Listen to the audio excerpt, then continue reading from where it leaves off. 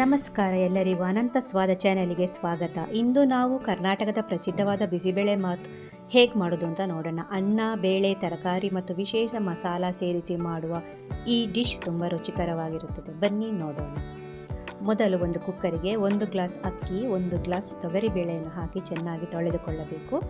ನಂತರ ಬೇಕಾದಷ್ಟು 6 ಗ್ಲಾಸಿನಷ್ಟು ನೀರು ಮತ್ತು ಅರಶಿನ ಹಾಕಿ 5 ರಿಂದ 6 ವಿಸಿಲ್ ಬರುವವರೆಗೆ ಇದನ್ನು ಬೇಯಿಸ್ಕೊಳ್ಳಬೇಕು. ನಂತರ ಒಂದು ಪಾತ್ರೆಗೆ 1 ಕಪ್ಪಿನಷ್ಟು ಕ್ಯಾರೆಟು, ಬೀನ್ಸು, 1 ಕಪ್ ಹಸಿ ಬಟಾಣಿ, ಹೆಚ್ಚಿದ ಬೂದು ಕುಂಬಳಕಾಯಿ 1 ಕಪ್ಪು, ಸ್ವಲ್ಪ ನೀರು ಹಾಕಿ ಇದನ್ನು ಬೇಯಿಸ್ಕೋಬೇಕು. ಬನ್ನಿ ಇವಾಗ ಇದಕ್ಕೆ ಬೇಕಾದ ಮಸಾಲೆಯನ್ನು ಹೇಗೆ ಮಾಡೋದು ಅಂತ ನೋಡೋಣ. ಒಂದು ಬಾಣಲೆಗೆ 2 ಸ್ಪೂನು ಕಡಲೆಬೇಳೆ, 1 ಸ್ಪೂನು ಉದ್ದಿನಬೇಳೆ, 4 ರಿಂದ 5 ಸ್ಪೂನು ಧನಿಯಾ, ಕೊತ್ತಂಬರಿ ಬೀಜವನ್ನು ಹಾಕಿ ಇದನ್ನು ಚೆನ್ನಾಗಿ ಕೆಂಪನ್ನವರೆಗೂ ಹುರಿದು ರೆಡಿ ಮಾಡ್ಕೋಬೇಕು. ಡ್ರೈ ರೋಸ್ಟ್ ಮಾಡ್ಕೋಬೇಕು. ನಂತರ ಸಪರೇಟಾಗಿ ತೆಗೆದಿಟ್ಟುಕೊಳ್ಳಿ. ಅದೇ ಪ್ಯಾನಿಗೆ 8 ಒಣಮೆಣಸಿನಕಾಯಿ, 1 ರಿಂದ 2 ಸ್ಪೂನಿನಷ್ಟು ಜೀರಿಗೆ, ಅರ್ಧ ಸ್ಪೂನಿನಷ್ಟು ಮೆಂತ್ಯ, 1 ಲವಂಗ, 6 ರಿಂದ 7 ಸ್ವಲ್ಪ ಇದನ್ನು ಹುರಿದುಕೊಳ್ಳಿ. ನಂತರ ಇದಕ್ಕೆ ಅರ್ಧ ಸ್ಪೂನ್ 10 ರಿಂದ 15ನಷ್ಟು ಪೆಪ್ಪರ್ ಹಾಕಿ, ಮತ್ತು 3 ರಿಂದ 4 ಪೀಸು ಚಕ್ಕೆ ಮತ್ತು 1 ಹಿಡಿಯಷ್ಟು ಕರಿಬೇವನ್ನು ಹಾಕಿ ಇದನ್ನು ಡ್ರೈ ಆಗಿಯೇ ರೋಸ್ಟ್ ಮಾಡ್ಕೋಬೇಕು. ನಂತರ ಇಲ್ಲಿ ನೀವು ಜಾಯಿಪತ್ರೆನ ಯೂಸ್ ಹಾಕೋಬಹುದು. ಇದಕ್ಕೆ ಒಣ ಕೊಬ್ಬರಿಯನ್ನು ಹಾಕಿ ಇದನ್ನು 2 ನಿಮಿಷ ಡ್ರೈ ರೋಸ್ಟ್ ಮಾಡ್ಕೊಳ್ಳಿ.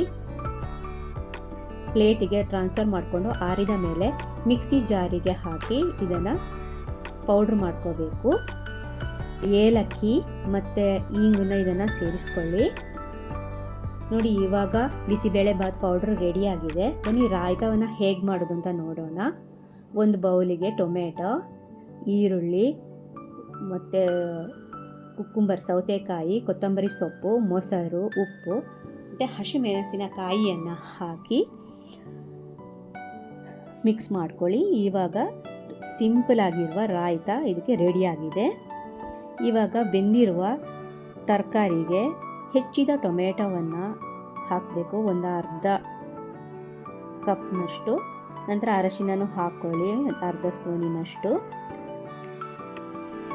ಬೆಲ್ಲ ಸಣ್ಣ ತುಂಡು, ಇಲ್ಲಿ ಬೆಲ್ಲ ಆಪ್ಷನಲ್, ಬೇಕಿದ್ರೆ ಬಳಸ್ಕೋಬಹುದು. 1/4 ಕಪ್ಪಿನಷ್ಟು ಹುಣಸೆ ಹಣ್ಣಿನ ರಸ ಮತ್ತು ರುಚಿಗೆ ಬೇಕಾದಷ್ಟು ಉಪ್ಪು ಹಾಕ್ಕೊಂಡು ಇದನ್ನು 2 ನಿಮಿಷ ಕುದಿಸ್ಕೊಳ್ಳಿ. ಚೆನ್ನಾಗಿ ಕುದಿಸ್ಕೋಬೇಕು. ಬನ್ನಿ ಇವಾಗ ಇದಕ್ಕೆ ಬೇಕಾದ ಮಸಾಲೆನ ರೆಡಿ ಮಾಡ್ಕೊಳ್ಳೋಣ. ಒಂದು ಜಾರಿಗೆ 1 ಹಿಡಿಯಷ್ಟು ಒಣ ಕೊಬ್ಬರಿ, 5 ರಿಂದ 6 ನಾವು ರೆಡಿ ಮಾಡಿದ ಮಸಾಲೆಯನ್ನು ಹಾಕಬೇಕು. ಸ್ವಲ್ಪ ನೀರು ಹಾಕಿ ಇದನ್ನು ಪೇಸ್ಟ್ ರುಬ್ಕೋಬೇಕು. ಈ ತರಕಾರಿಗೆ ರುಬ್ಬಿದ ಮಸಾಲೆಯನ್ನು ಹಾಕಿ 5 ನಿಮಿಷ ಇದನ್ನು ಚೆನ್ನಾಗಿ ಕುದಿಸ್ಕೋಬೇಕು. ಇಲ್ಲಿ ನಾನು ಕುದಿದ ನಂತರ ಸ್ವಲ್ಪ ಸಪರೇಟಾಗಿ ತೆಗೆದಿಟ್ಟುಕೊಂಡಿದ್ದೇನೆ. ಇದು ರಾತ್ರಿ ಚಪಾತಿಗೆ ತುಂಬಾ ರುಚಿಯಾಗಿರುತ್ತದೆ. ಅದಕ್ಕೆ ನಂತರ ಬೆಂದ ಬೇಳೆ ಮತ್ತು ಅಕ್ಕಿಯನ್ನು ಈ ಕುದಿದ ಮಸಾಲೆಗೆ ಹಾಕಿ ಇದನ್ನು ಮತ್ತೆ 5 ನಿಮಿಷ ಚೆನ್ನಾಗಿ ಇದನ್ನು ಮಿಕ್ಸ್ ಮಾಡಿ ಬೇಯಿಸ್ಕೊಳ್ಳಬೇಕು. ಮತ್ತು ಇದಕ್ಕೆ ತುಪ್ಪದಲ್ಲಿ ಒಗ್ಗರಣೆಯನ್ನು ಕೊಡಬೇಕು.